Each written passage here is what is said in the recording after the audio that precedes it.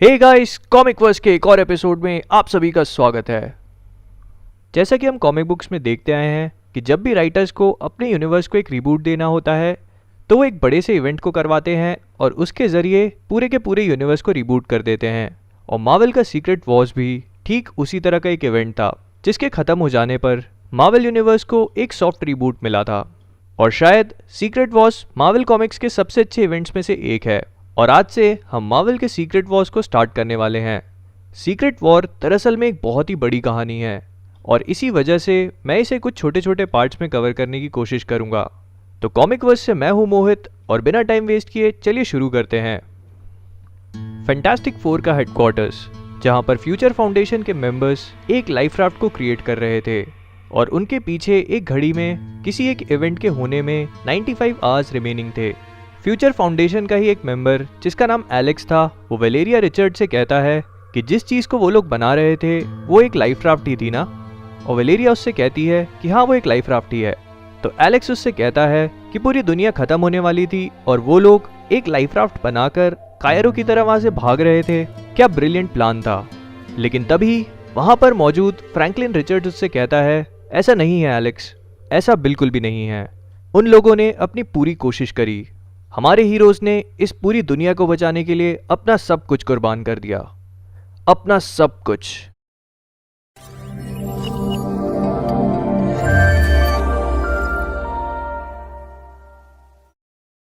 हमारी कहानी की शुरुआत वकांडा के जंगलों से होती है, जहां पर ब्लैक पैंथर अपने कुछ स्टूडेंट्स को वकांडन टेक्नोलॉजी के बारे में कुछ खास बातें बता रहा था कि तभी अचानक वहां पर एक राइनो आ जाता है। ब्लैक पैंथर और उसके स्टूडेंट्स जैसे तैसे उस राइनो को डॉज कर लेते हैं, लेकिन ब्लैक पैंथर देखता है कि जहां से वो राइनो आया था वो जगह दरअसल में एक पोर्टल सी थी और उसके पास जाने पर ब्लैक पैंथर को फील होता है कि उस पोर्टल के दूसरी तरफ जरूर कुछ ना कुछ होगा। लेकिन उस पोर्टल के दूसरी तरफ पहुंचने पर उसकी आंखें फटी की फटी रह जाती हैं, क्योंकि वो देखता है कि उसके आसपास का सब कुछ पूरी तरह से रेड हो चुका था। लेकिन सबसे हैरान कर देने वाली चीज उसकी आंखों के ठीक सामने थी, एक दूसरी अर्थ जो इस अर्थ की तरफ तेजी से बढ़ रही थी।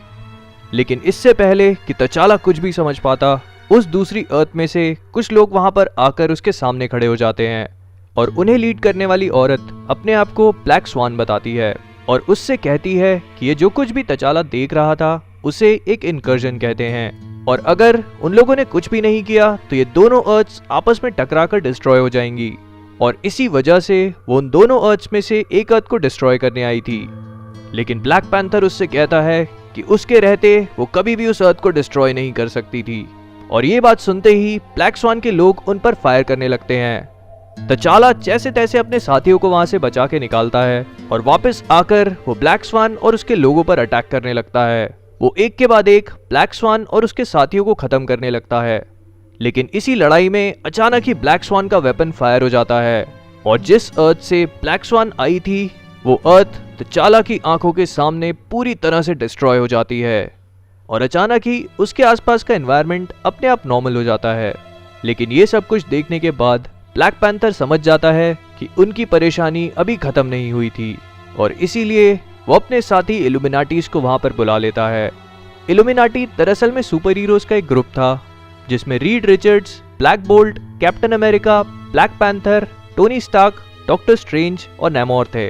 और उन्हें वकांडा बुलाने के बाद तचाला ने जो भी देखा था वो उन्हें सब कुछ बता देता है और उसकी बात सुनने के बाद मिस्टर फैंटास्टिक ब्लैक स्वान से मिलने जाता है जिसे तचाला ने वकांडा में ही कैद करके रखा था।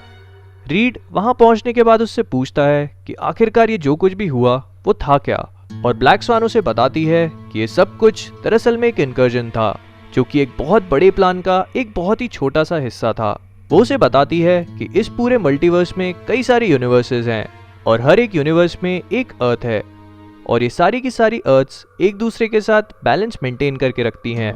लेकिन कुछ ही समय पहले इन सारी अर्थ्स में से एक अर्थ अचानक ही अपने आप डिस्ट्रॉय हो गई थी और इसी वजह से इस पूरे मल्टीवर्स में मौजूद सारी की सारी अर्थ्स का बैलेंस डिस्टर्ब हो गया था, जिस कारण से सारी की सारी अर्थ्स एक दूसरे के पास आकर एक दूसरे से टकरा रही थी और इस चीज को वो लोग इनकर्जन कहते थे। ब्लैक स्वान उसे बताती है कि भले ही उन्होंने एक अर्थ को डिस्ट्रॉय कर दिया हो, लेकिन अब से कुछ ही समय बाद एक और इनकर्जन होगा और इस तरह जब तक उनकी अर्थ डिस्ट्रॉय नहीं हो जाती तब तक उन्हें इनकर्जन्स को फेस करना होगा।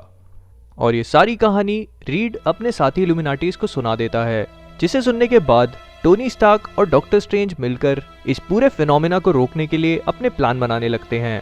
रीड उन्हें ये भी बताता है कि जिस वेपन को ब्लैक स्वान अपने साथ लाई थी उसे उसने एनालाइज कर लिया है, और अगर वो उस वेपन को रेप्लिकेट कर सकें तो शायद वो आने वाली अर्थ को डिस्ट्रॉय कर सकते हैं। लेकिन दूसरी अर्थ को डिस्ट्रॉय करने का मतलब था कि उस पे मौजूद सारी की सारी लाइफ को डिस्ट्रॉय कर देना। और ये बात सुनते ही कैप्टन अमेरिका इस चीज को करने से साफ मना कर देता है। वो उन सबसे कहता है कि वो ये चीज कभी बर्दाश्त नहीं करेगा, तब तक नहीं जब तक उनके पास दूसरा रास्ता था। और वो अपना हाथ खोलकर उन सबको एक इन्फिनिटी स्टोन दिखाता है, और तब इल्यूमिनाटीज को याद आता है कि उन सब के पास एक एक इन्फिनिटी स्टोन था जो उन्होंने थानोस को हराने पर एक दूसरे में बांट लिए थे। और उसकी बात सुनने के बाद वो सारे के सारे लोग इस बात से अग्री करते हैं कि उन्हें इन्फिनिटी गॉन्टलेट को रीअसेंबल करना चाहिए और उसी का इस्तेमाल करते हुए उन्हें आने वाले इनकर्जन को रोकना चाहिए। और अपने प्लान को एग्जीक्यूट करने से पहले वो सारे के सारे इल्यूमिनाटी इन्फिनिटी स्टोन्स को लेने के लिए अपने अपने घर जाते हैं। और इसी समय का फायदा उठा के रीड ब्लैक स्वान के पास एक बार फिर से जाता है ताकि उससे बात करके उसे इनकर्जन्स को लेकर कुछ और क्लूज मिल सकें। लेकिन ब्लैक स्वान उसे बताती है कि वो जानती है कि वो लोग इन्फिनिटी गॉन्टलेट को असेंबल कर रहे हैं, लेकिन आखिर कब तक वो होने वाले इनकर्जन्स को रोक पाएंगे। और इससे पहले कि रीड उसकी इस बात का कुछ भी जवाब दे पाता या उस बारे में कुछ भी सोच पाता, अचानक ही उसके रडार्स पर यह मैसेज आने लगता है कि एक और इनकर्जन हो रहा है। और वो सारे के सारे इल्यूमिनाटी मिलकर उस इनकर्जन की लोकेशन पर पहुंच जाते हैं, जहां पहुंचने के बाद उनकी नजर एक बार फिर से उसी सीन पर पड़ती है जिसे कुछ देर पहले तचाला ने अपनी आंखों से देखा था। और वो सारे के सारे सुपर हीरोज अपने अपने इन्फिनिटी स्टोन्स को बाहर निकालते हैं और इन सब को जोड़कर वो एक बार फिर से इन्फिनिटी गॉन्टलेट बनाते हैं और डिसाइड करते हैं कि उसे पहनने वाला कैप्टन अमेरिका होगा, क्योंकि उन सारे सुपर हीरोज में सिर्फ एक कैप्टन अमेरिका ऐसा था जिसे पावर को लेकर घमंड नहीं था, और वो उस इन्फिनिटी गॉन्टलेट की पावर को काफी आसानी से कंट्रोल कर सकता था। कैप्टन अमेरिका उस गॉन्टलेट के पास जाकर उसे अपने हाथ में पहन लेता है, और उसे पहनते ही कैप्टन अमेरिका को उन सारे इन्फिनिटी स्टोन्स की पावर अपने शरीर में फील होती है।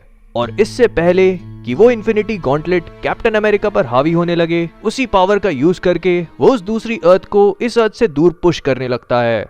लेकिन ऐसा करने के लिए कैप्टन अमेरिका को अपनी और उस गॉन्टलेट की पूरी ताकत लगानी पड़ती है।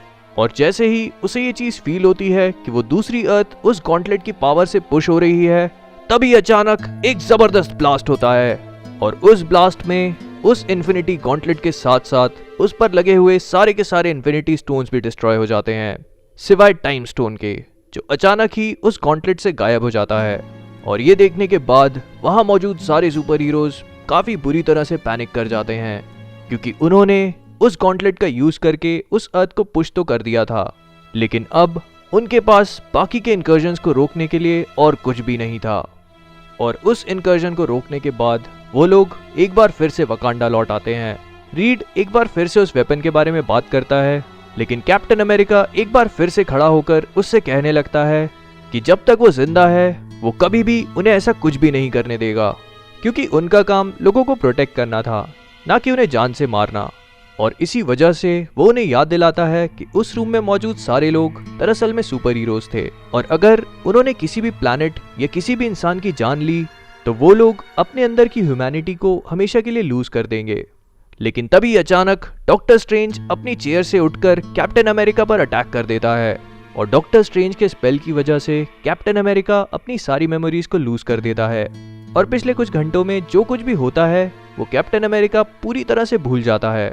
कैप्टन अमेरिका को रास्ते से हटाने के बाद वो लोग ब्लैक स्वान के वेपन को स्टडी करके उसे और भी ज्यादा एनहांस कर देते हैं, और उसे लेकर वो लोग अगले इनकर्जन की तरफ आगे बढ़ जाते हैं।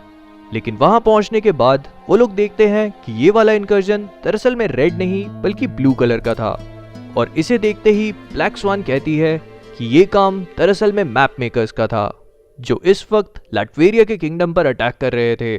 लेकिन मैप मेकर्स इस बात से बिल्कुल अनजान थे कि लैटवेरिया पर डॉक्टर डूम राज करता था, जो अपने किंगडम को इस वक्त काफी आसानी से डिफेंड कर रहा था। और ये देखने के बाद ब्लैक स्वान और बाकी के सुपर हीरोज उस दूसरी अर्थ की तरफ चले जाते हैं, जहां पहुंचने के बाद ब्लैक स्वान उन्हें बताती है कि मैप मेकर्स दरअसल में ऐसे लोग थे जो इनकर्जन्स का फायदा उठाकर किसी भी अर्थ को पूरी तरह से ड्रेन कर लेते थे और इसी वजह से इस अर्थ पर कोई भी लाइफ मौजूद नहीं थी। और ये सुनने के बाद ब्लैक पैंथर उस वेपन को अपने हाथ में लेता है और उसे फायर कर देता है, जिस वजह से वो दूसरी अर्थ पूरी तरह से डिस्ट्रॉय हो जाती है। और इस तरह वो लोग एक और इनकर्जन को रोकने में कामयाब हो जाते हैं। लेकिन कुछ ही समय बाद अर्थ के ऊपर एक और इनकर्जन आता है और उस दूसरी अर्थ पे पहुंचने के बाद उन्हें पता चलता है कि ये अर्थ पूरी तरह से मैग्नीटो के कंट्रोल में थी और इस अर्थ पर म्यूटेंट्स राज करते थे। लेकिन इससे पहले कि वो लोग कुछ भी डिसाइड कर पाते, उनकी नज़र गैलेक्टस पे पड़ती है, जो इस वक्त उस इनकर्जन का फायदा उठाकर उस अर्थ को ड्रेन कर रहा था। और वो लोग उस अर्थ को छोड़कर वहां से निकल जाते हैं क्योंकि वो लोग जानते थे कि गैलेक्टस उस अर्थ को अपने आप डिस्ट्रॉय कर देगा। उन सुपर हीरोज ने अभी तक तो अपनी अर्थ को सक्सेसफुली डिफेंड कर लिया था, लेकिन वो लोग ये बात जानते थे कि अगर उन्हें अपनी अर्थ को बचाना है तो कभी ना कभी उन्हें किसी ना किसी अर्थ को डिस्ट्रॉय करना होगा।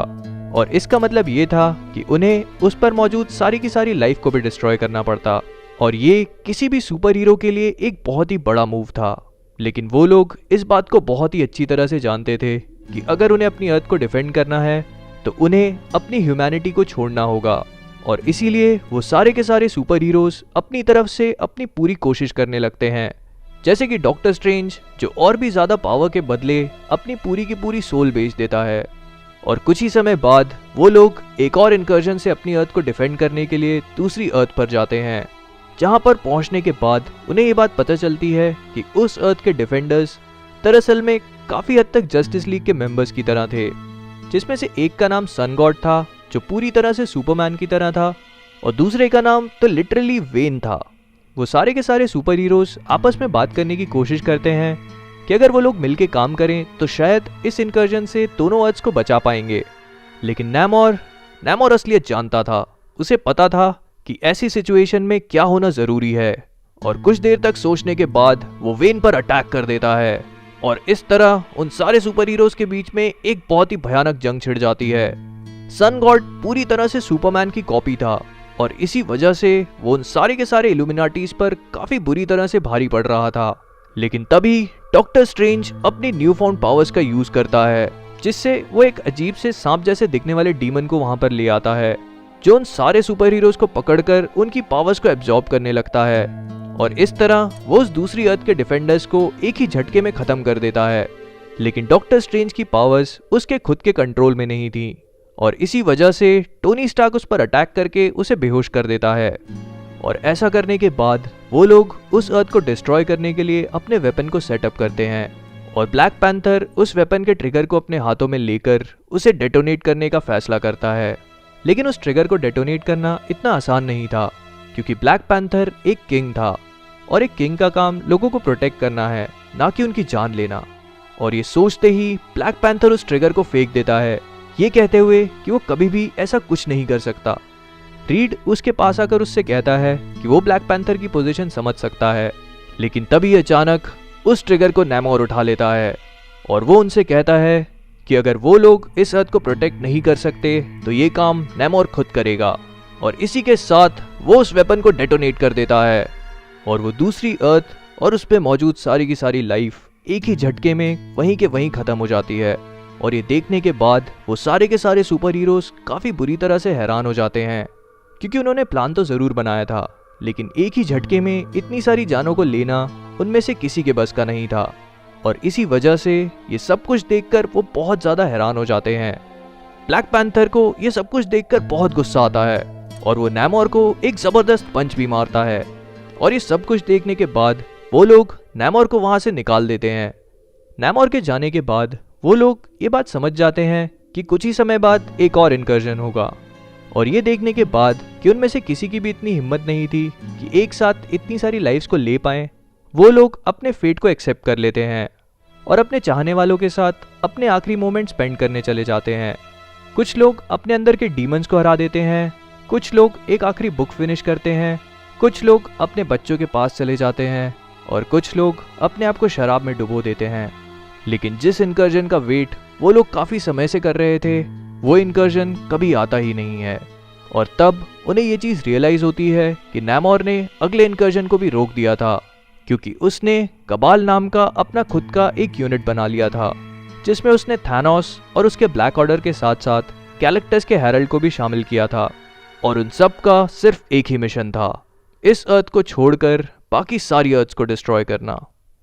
Thanks a lot for watching guys. अगर आपको वीडियो पसंद आया हो तो प्लीज़ लाइक और शेयर कीजिए और मेरे चैनल को सब्सक्राइब करना मत भूलिएगा। आप मुझे फेसबुक और इंस्टाग्राम दोनों पे फॉलो कर सकते हैं, जिसकी लिंक मैंने डिस्क्रिप्शन में दे रखी है। मैं जानता हूँ कि सीक्रेट वॉर्स का प्रोलॉग थोड़ा सा ज़्यादा लंबा हो चुका है, लेकिन सीक्रेट वॉर्स एक बहुत ही बड़ी सागा है और मैं नहीं चाहता कि इसका छोटा सा छोटा पार्ट भी आप लोग मिस करें। और इसी वजह से मैंने इस प्रोलॉग को भी 2 पार्ट्स में डिवाइड करने का फैसला किया है। इसका अगला पार्ट भी मैं बहुत ही जल्दी अपलोड करूँगा। तब तक प्लीज़ आप मेरे दूसरे वीडियोस देखकर एंजॉय करिए और प्लीज़ मुझे सब्सक्राइब करना मत भूलिएगा। Thanks a lot for watching.